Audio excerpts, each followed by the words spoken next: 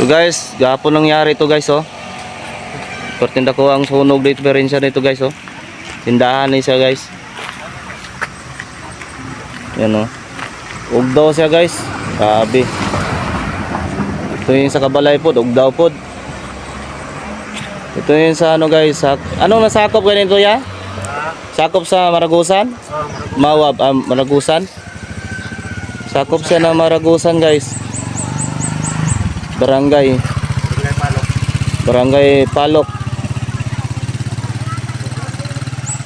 Barangay Palok. Dito sa highway lang siya. Yung kalsada lang siya guys. Yan.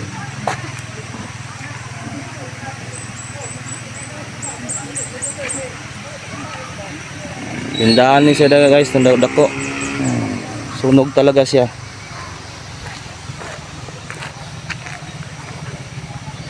Ugdaw siya guys oh. Gahapon lang ito nangyari guys. Sa mga alas 12 siguro, mga tanghali. Mga tanghali to yan oh. Mga tanghali nangyari. So, ito isa Kabalay, ugdaw pod. Tuloy kayong tagiyanin, tindahan siya, dako ang tindahan.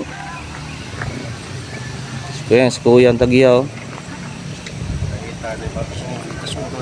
Short kasi ang kuryente dito guys. Pagdating ng hinay kayong kuryente, overheat ang appliances. Patay ang kuryente tapos short.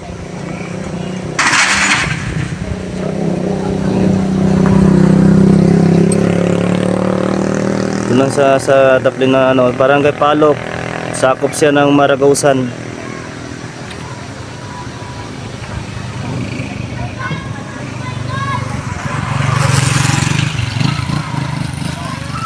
Kaya yung mag-Gcash na kayo guys para matulungan si tatay. So yun lang kayo sa Gcash ko. Yan.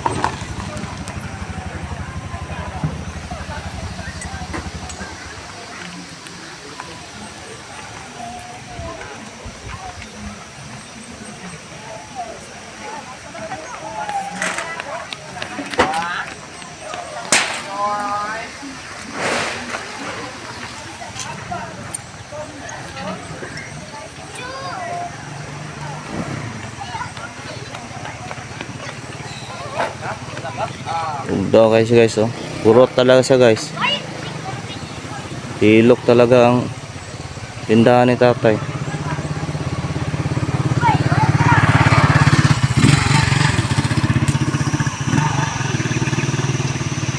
Masino.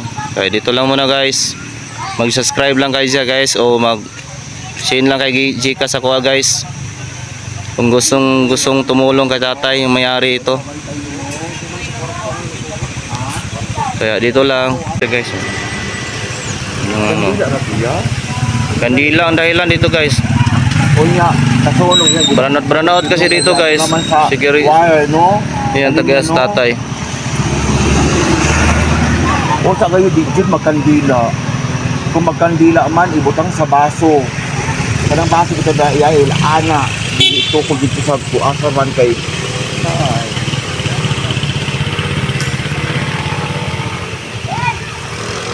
Urot talaga ang bahay ni kuya. Ay gani, wapon mo lang isa, hapit ang usa. Oo, natapan man. Hapit ang usa. Ang iyong mga sanina, Urot eh. wala mo yung nakuha diha bisag isa. Nandagan mo. Nagbuto-buto natin eh. Tatay oh. Ito malaya. Naunsa man mo. Sayang. Nag-start up og Kaya mag-Gcash na kayo guys. Mag-send na kayo sa Gcash ko guys. Gusto tumulong ka tatay guys. Magpapatulong kumbrahan. Ito kayo sa